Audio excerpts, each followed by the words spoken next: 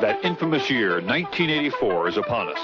And today, Sunday, examines the coming year with a special edition.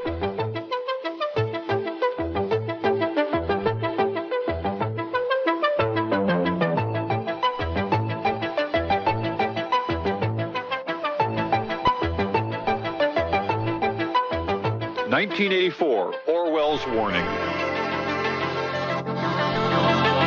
I'm Eric Boardman. And I'm Yolanda Nava, and on today's special show, we will try to determine how close we are to living in an Orwellian society. You know, there is that book, 1984, and we were reading it for the show. Very thought-provoking. And frightening at the same time. Yes, it is, and we're going to explore some of those issues, and I guess you have an interesting segment coming up. My next guest is Harlan Ellison. One of the problems in dealing with Harlan is in an interview, you never know if you get any words out of him. Somebody's kind of shy and reticent. Today, we hope we'll get Harlan to talk.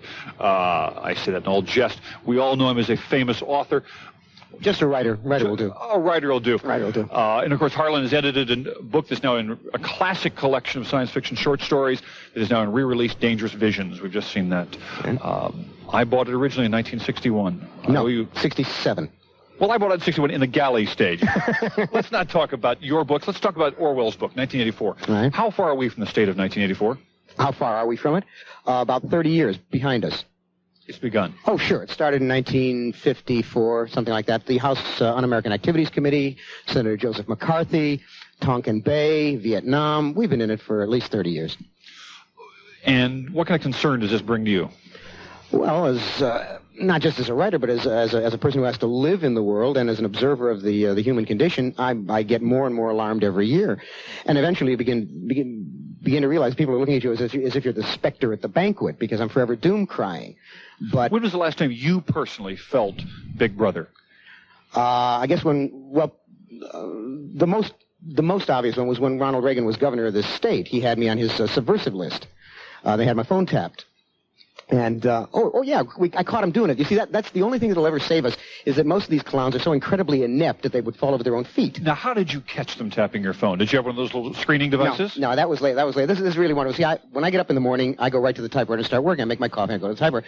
So most of the day I spend in a bathrobe, which is not Hugh Hefnerism. It's easier than getting dressed.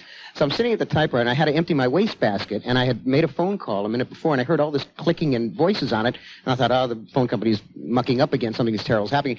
Took the wastebasket outside to empty it into the garbage can, and I see guys in a truck in a bucket up at the telephone pole. And I look at the line they're working on, and it's going into my house.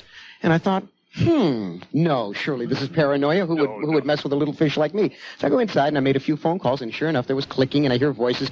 And at one point, I hear a guy saying, "Is that it, Bite? You got it?" You know, and I thought, no. So I went outside. Detective work, yeah. And I go outside and I say, "Hi, fellas, what you doing?" And they do Porky Pig at me for a while, and finally I said, "You're tapping my line, aren't you?" And they swore nay, and so then I called in one of those sweep services.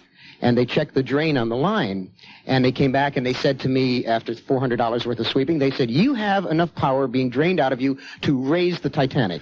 So thereafter, knowing that the line was tapped, I did also, every time I would order, like groceries or something, I would say, "Yeah, send me up 2 pizzas and some garlic bread. And by the way, do you know that Ronald Reagan is a terrible human being who beats his mother and, makes it with dogs and things like that?" I would just do that. And this went on for months and months and months, and I knew all this stuff was going into the files. So somewhere there's a file, underneath the Colorado mountains in that CID thing, there's all these rotten remarks about Ron. How did you get the phone tap taken off? Eventually it just went away. They got bored. Yeah. They finally figured out that I was not plotting the violent overthrow of McDonald's or something like that, and they just... Well, as we lose this right of privacy, how do we fight against it? Well, it gets more and more... I've just lost a word. A word just fell out of my head. Systematized. Now they want you to do all your banking through the computer by mail so they can find you everywhere. I think that everybody should be a little bit of a desperado. For instance, I used to overpay my telephone bill by 30 cents each month. It cost them something like $50 or $100 to find that 30 cents in the computer and get it, they'd have to put it on the credit for me until finally you get about $10, and they have to try and return it to you, and they don't know whether to send you cash or credits or green stamps or something. And that was my way of getting even with them. That's one individual. As a group, what can we do? Well, first of all, we have to be as smart as we can be. We tend to be a very lazy and slovenly species. Why? What causes that in our society? You really want me to tell you? Oh, yeah. Television. Wait a minute, this medium we're on right now? That one there, yeah. That's it. What does television do to us? Well, television permits us not to have to think. It gives us all kinds of answers and has for the last 40 years. For instance, we talk about violence on television, and yet there are entire generations of kids who have grown up believing that the basic solution to any problem is a punch in the mouth. Or a pistol. A pistol. And then we wonder why everybody's violent. You go to the movies and you see a film in which somebody has been, like Death Wish, somebody has been brutalized for 3/4 of the movie, and finally he picks up a machine gun and wipes out everybody in sight, and the audience applauds madly. This is a playing to the beast in us and to an inarticulate vocabulary that is best punctuated by a punch in the mouth. Also, for the first time in the history of the world, television has provided us with what could be called a universal curriculum, meaning that a child in Botswana and a child in Bayonne, New Jersey, both get the same impression of male, female, rich, poor, old, young, labor, capital. They get these stereotypes, which have to be squeezed down into about 13 seconds of TV time. Okay, you're a writer. How can we change this? When you're writing a script, you've just written a film, you've written television shows, do you inject that humanity in the script? Yeah, well, that's one of the reasons I stopped writing TV. See, I decided to go into honest occupations like pimping and horse doping. I wrote TV.